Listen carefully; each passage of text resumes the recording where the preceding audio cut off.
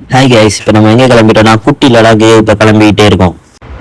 நீங்கள் எங்கே இருந்தாலும் அப்படியே சத்தியமங்கலத்தை ரீச் பண்ணி சத்தியமங்கலம் போகிற இடத்துலேருந்து திம்பம் போகிற ஹேட்பின் பண்டெல்லாம் தாண்டி சும்மா மாசாக இருக்குது த்ரில்லான ரோட்லாம் தாண்டி நம்ம கர்நாடகாலாம் ரீச் பண்ணி இந்த குட்டி லடாக்கு தான் போயிட்டோம். இதுதான் குட்டி லடாக்குன்னு சொல்கிற திபேத்தியன் மக்கள் வாழ்கிற பிளேசஸ்ஸு.